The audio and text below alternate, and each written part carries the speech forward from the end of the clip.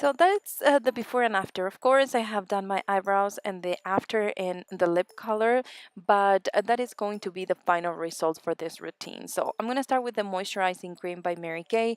I waited for about 10 minutes and then I started to apply the Mary Kay face primer.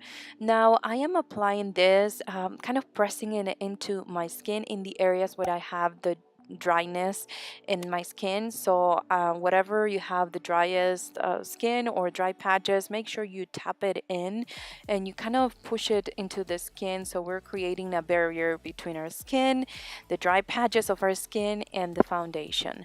Then I'm going to take the Timewise Luminous Wear Liquid Foundation with a flat foundation brush, and I'm going to apply it wherever I have the dryness. Now once again, this is going to depend wherever you have the most dryness, and if you don't have any but you like luminous skin, I would say apply it in the center and then start to blend it outwards. Now I am using a wet beauty blender.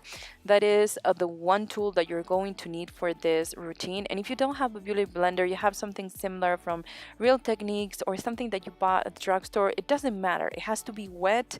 You have to remove everything, the water, and just use it dampen on your skin. Then I'm going to apply the concealer. This is in deep beige because I'm trying to cover the darkest dark circles that I have in that area. So I'm just going to lightly apply it wherever I have the darkness and then blend it with a beauty blender. This is a very high coverage concealer, so don't worry, the beauty blender is not going to take away from the coverage. Then I'm taking the other one, the light beige from Mary Kay, and I'm applying it underneath the concealer that we just applied. This is going to highlight the area, but we have to be careful because I'm going to highlight the center of the face, and that is where I have the most dry patches, especially under my nose. Right there, it's just ridiculously dry at the moment because of my allergies. So make sure that you go back to the beauty blender and blend it with that. With a brush, you're just going to be moving dry skin around. So with a beauty blender or any kind of wet sponge, make sure to blend it into your skin. Then I'm going to set the under eye area with the translucent powder by Mary Kay. The tip that I have for you right here is that it's really important to set it, but just take a little bit of powder. You don't need that much. I mean, you don't have to bake or anything. Just apply a little bit into those areas where you know that you usually get, in this case, it's kind of on the side of my nose that I get a little bit oily. And it's funny because I don't get oily in the rest. So then I'm going to take the highlighter in the Spice Poppy set, and I'm using a little bit of oil, whatever face oil you have in your collection. You can mix it with your highlighter, create something for your skin tone. You can use a lighter highlighter if you want, and then you apply it into your cheekbones. For giving more of a natural look, I'm going once again over with the beauty blender, and as you can see right there, it's very subtle. It's almost not there, but it creates a little nicer kind of sheen and preps our skin for the highlighter, so it doesn't emphasize any kind of dryness in our skin. And as you can see right there, it's very subtle, but it's a glow that I don't have on my skin at the moment because of the dryness. And this is the perfect base to apply a powder highlighter, that in this case is the one from the duo in Ripe Watermelon. With the same brush that I apply the under eye powder, I'm going to set the previous highlighter with this color.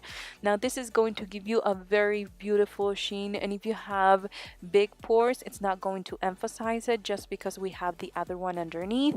And if you have dryness in that area, it's also not going to emphasize it. So that's why I do the double highlighting step.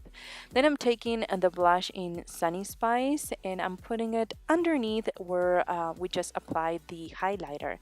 Then I'm going to blend it with the beauty blender once again because we need that moisture of the sponge to create more of a natural look. And I love this blush. It always looks amazing with any kind of eye makeup.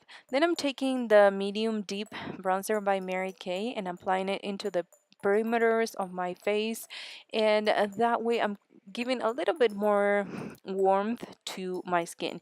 If you rather skip this step, you can totally do that, but I like to use it as my last step for the face routine because I feel like it looks a little bit more natural and we're already taking care of all the highlighting and all the dewiness that I want on my skin. And I feel like the bronzing is just kind of the final step to put everything, tie everything together. So that should look something like that, but of course you can apply less or more.